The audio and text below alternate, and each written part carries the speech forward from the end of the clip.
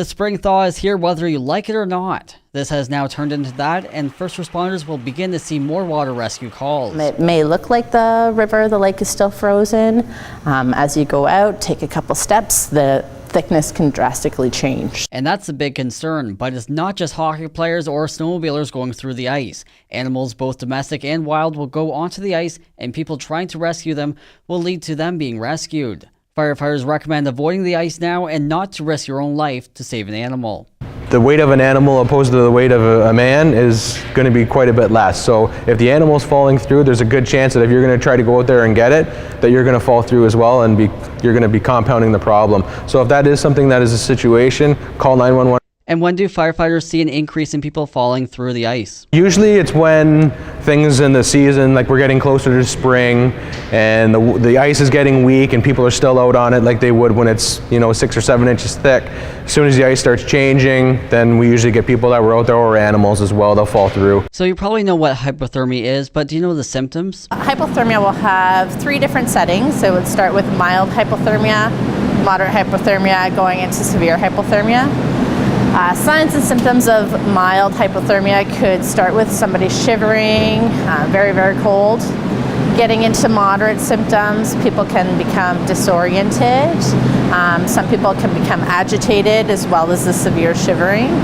And getting into severe hypothermia, these are the people that have been exposed for so long that their body is no longer shivering.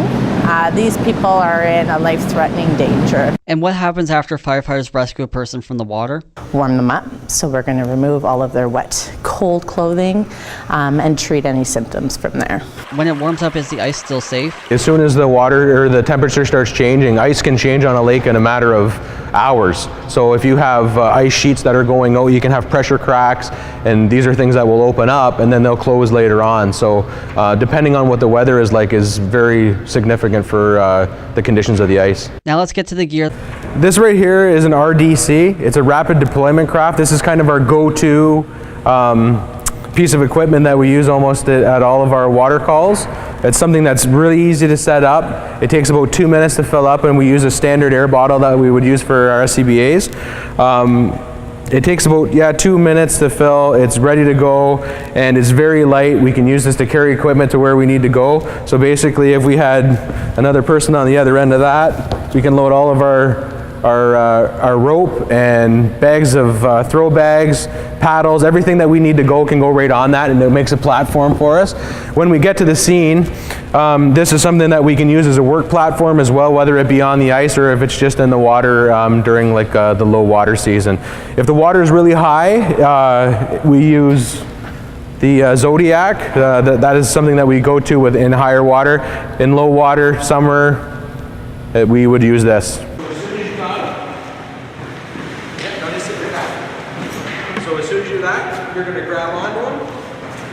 Your partner on the back end is going to start pulling in.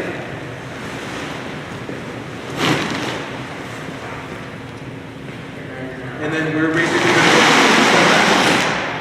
to... Did you know firefighters have 3 different types of wetsuits, and all 3 have different uses? This is the Ice Commander suit that we wear. So this is the one that we would wear in the wintertime when it's super cold. Right into, usually from the end of November until around now is when we'll use these. And then once the weather starts getting nicer, we'll go into the white. So that's the red suit right here.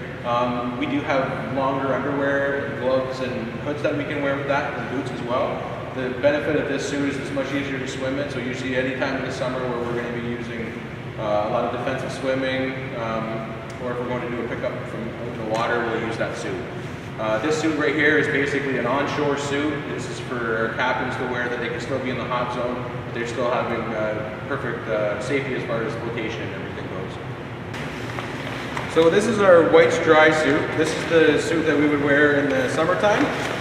So the benefits of these are they're lighter, you can swim a lot better in them, and they're not nearly as hot in the summer. They still get really warm, but nowhere near like those Ice Commanders. Can you feel the temperature of the water? Yes, you can, and it's actually kind of nice when you're working because you will get hot. Like if it's 30 degrees in the summer, this is like wearing a garbage bag essentially. So you still get quite warm in it. And this is a one piece as well? Yeah. It's what we call a dry suit. Yeah. So having the rubber, you can see how hard it is to get your wrist in there. Having that rubber seal on there, it doesn't let any of the water in. It's the same thing when we get your head in. It'll be tight around your neck. It's almost to the point where it's tight, where it's a little bit uncomfortable. But at that point, you can be completely submerged in water and not be getting anything in. So it doesn't feel the suit up by any means. And this goes over your bunker gear as well? No, this is just over our station gear. On water calls, we don't wear bunker gear at all. We have to have flotation. So we'll have another suit that we would wear if we're not going in the hot zone. So if you're in the hot zone, you're going to be wearing one of these, or you're going to be wearing an ice commander. We'll get pop your head into here. And a little tight to whoever imagine. See what I mean? Yeah, that is a nice. Yeah.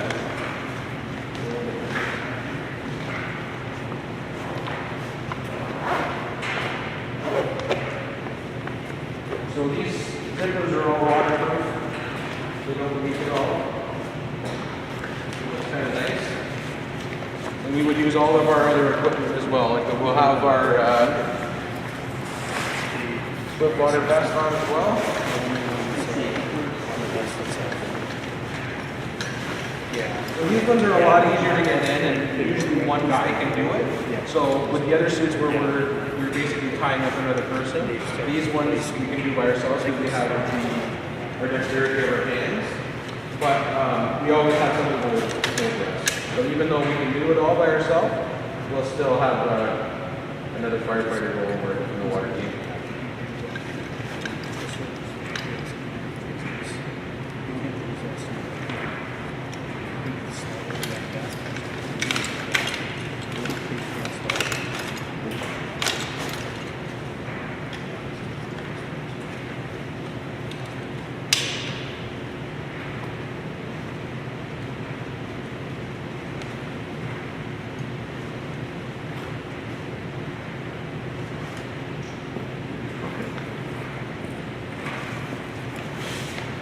You'll find even with this, you have the nice thing about this is since your head isn't covered, like with the ice commanders, you can hear way better. So that is really nice to be able to have you're working with a bunch of people that can actually hear you talk.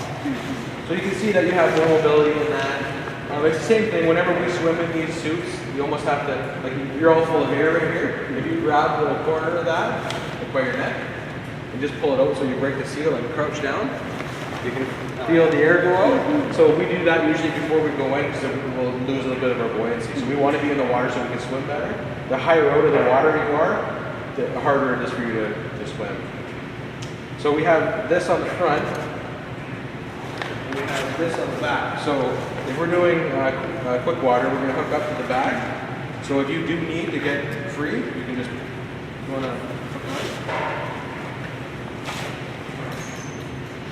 So there's certain dangers that come obviously with swimming in fast water. So you just hold this basically like that. So if you're in the water, you get caught on something, or the rope is caught on something, the first thing it's going to do is drive you down. So the water's going to be coming from your back, it's going to drive you down, and then it's going to cover your face. So if you need to get out really quick, you can just pull on that. And then when you pull on that, it'll just slide out. So it takes a lot to do, but once you do it, it's when you have the pressure of the water on you, it doesn't take. It's not that hard. So usually it just kind of you slide right out of it. Now we've talked about equipment. Let's see how firefighters would rescue someone who has fallen through the ice. Like, hey, help, help! So this is how the guys would come and rescue. So I'm going to be crawling on top of the ice. I don't want to break his shelf on the front of him, so I'm going to come up this way, grab his arm. So now I've got contact. He's not going to go anywhere. If the ice shelf does break, I still have contact. At this point, with this arm, I can slide across. Now he's got his own flotation. So now that he's got his own flotation, I'm going to slide in behind him. I'll fall off of the shelf. And as I get in behind him, I'm going to hold on to him. So now he's got multiple points of contact. If he's tired or anything's happening with him, or if he's medically in distress, at this point we have control over him. So at this point I would notify my onshore guy, and he'd have to get up over the ice. So generally at this point, I'll pop up, get him on top of the ice, he'll start getting pulled, and then I'll go right after. So I crawl onto the ice, and the person on shore is going to be pulling us all in. So let's say we've got somebody stuck in a strainer. We've got some of our water team showing up. We get a swimmer. We're going to make a contact save. So like a non-contact save would be if you throw like a throw bag or use like a pike pole or something to reach for them. We've got to make a contact save. So we've got the rescuer in the water, and he's tied off to a line, just for his own safety. Whether he's going to go out in the RDC, if he's going to swim, if he's going to walk across the river, he's going to make contact with the victim. He's going to, as soon as he makes contact, he never lets go. He may use a life jacket, he may use the ring, whatever, to give the victim some buoyancy, just in case he does, he slips out of the hands. It's wet, it's cold. At least then he's safe. So the person's going to enter the water, make contact. At this point, these guys on shore, he's going to give the signal to pull in. They're just going to start slowly and under control, bringing that line in, bring the rescuer as well as the victim back. If there's any issues, let's say it's a hard, strong current, they start being pulled back in. For whatever reason, they get sucked under the water because of the current. They're going to either cut the line or hit the release. So they start swimming downwards, downriver. We always have 2 safeties on the rivers, like on the river shore. And that way, if these guys start swimming by, these guys are going to have throw bags. They're going to throw the line to them. You catch it, they drag you in. You're gonna put a rope across the river with a bunch of pulleys and different straps. You've got a pulley here, and effectively you're going to tie either the Zodiac or the RDC to this line here. You've got people on the shore who are pulling in or letting out this line, so the current's going this way. If you wanted the boat down here for whatever reason, you just pay out the line. It'll drift down to the spot where you want. If you want it back up here, you just start pulling into the line. That way these rescuers don't have to worry about paddling and getting tired in the current. You've also got other lines tied to the Zodiac or RDC where, if you want it out here, you can pay the line out, but then the crew on this side can start pulling the RDC over to the area that you want.